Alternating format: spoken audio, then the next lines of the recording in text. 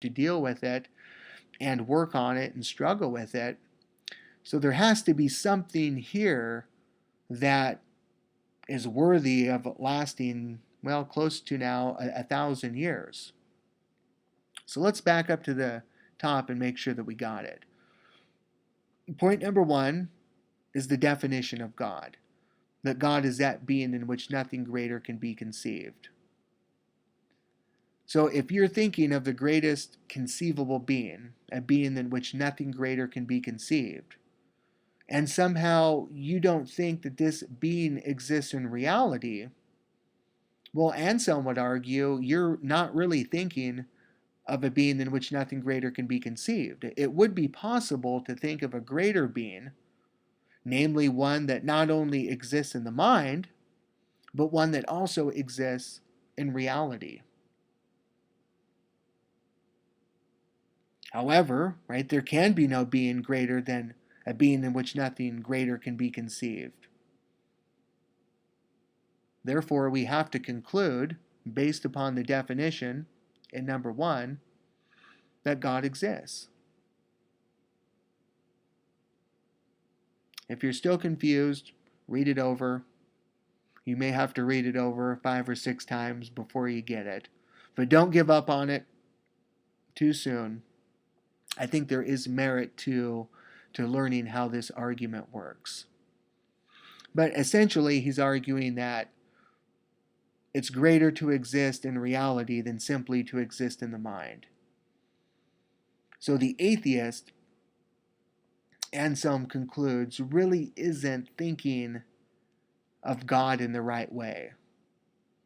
Right? They're confused about who God is. They're confused about the greatness of God's being, such that they think they're conceiving of the greatest possible being, when in reality there's a greater being that they're not conceiving of, one that exists in reality and also in the mind.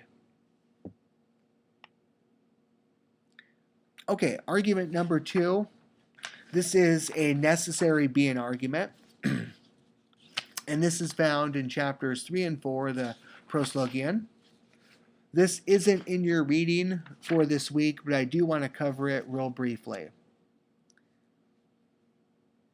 Essentially, what Anselm is doing here, he's breaking existence down into 3 different categories. So first we have impossible existence. 2, we have contingent existence. And 3, we have necessary existence. So let's take the first one, impossible existence. So something that's impossible to exist exists nowhere at no time. It's essentially a contradiction, right? It's impossible for this to exist. Something like a square circle. Okay, well, I mean, what would a square circle really be? Well, if it's square, by definition, it's not a circle. And if it's a circle, by definition, it's not a square. So what would a square circle be? I mean, it's really impossible to think of. Or maybe a 5-sided triangle. Well, that wouldn't work either. Something that's 5 sides, by definition, isn't a triangle, and a triangle, by definition, is something 3-sided. So possible existence simply refers to things that don't exist and can never exist based upon their nature. Contingent existence, on the other hand, does refer to things that actually exist. However, they do not have to exist. So you and I, according to Anselm, would fall under this category, contingent existence. We exist, we're here, we're alive, but we don't have to. Right? There's nothing contradictory about a world in which I don't exist. Right? The world would go on perfectly fine if I didn't exist. I don't think it would be quite as good, but that's another story altogether. So contingent existence refers to things that exist but don't have to exist. So think of contingency as dependency. Any type of being that's dependent on something else would be contingent. So you and I are dependent upon many things. We're dependent upon food to eat, air to breathe, water to drink. We're dependent upon our parents to be here, right? Were it not for their coming together, we wouldn't be here. And likewise down the line, you could make the same case for animal life, plant life, the earth itself, and as Anselm and Aquinas, for that matter, will argue, even the universe itself is a contingent thing. And finally, we have necessary existence. So this is something that exists by its very nature. And for Anselm, there's only one thing that exists by its very nature, and that's God. God's essence, according to Anselm, is to exist. In other words, as he writes in the Proslogion, God cannot be conceived as not existing. Right? If God's nature is to exist, it is impossible to think of him as not existing. Again, if we do think it's possible to conceive of God as not existing, Anselm would argue we're really not thinking of God the way we should think of God. If we think of God as a being in which nothing greater can be conceived, then God has to exist. Think of it like this. It is impossible to think of a triangle without three sides, so also is it impossible to think of God without existence. Now, this is an adaptation of Descartes' version of the ontological argument, but it kind of gets at what Anselm is doing here. He's basically arguing just as three-sidedness is essential to a triangle, so existence is essential to God. Right? It's one and the same. It comes with the same package. Anselm also argues that if contingent beings exist, a necessary being has to exist. So if contingent beings exist, a necessary being has to exist.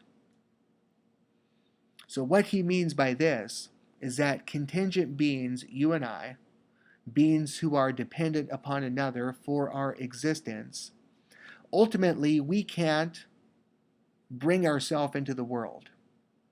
We can't give rise to our own existence. We're dependent upon someone else, something else, to bring us into existence. Well, likewise, they're also dependent upon another being for their existence. So basically, if a contingent being exists, Anselm concludes, a necessary being has to exist. For it's impossible for a contingent being to cause itself, to be the cause of its own existence, to originate itself from nothing.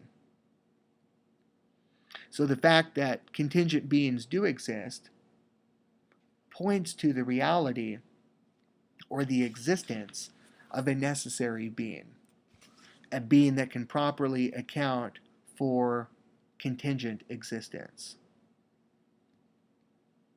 Now, we're going to see a real similar version of this argument in Aquinas during the next lecture. So for now, I'll leave it at this. But I just want to end with a quote from Anselm's Proslogion chapter 4. And this is how he concludes the chapter. He says, quote, I thank thee, gracious Lord, I thank thee, because what I formerly believed by your bounty, I now so understand by your illumination, that if I were unwilling to believe that you do exist, I should not be able not to understand this to be true. So let me read that last line again.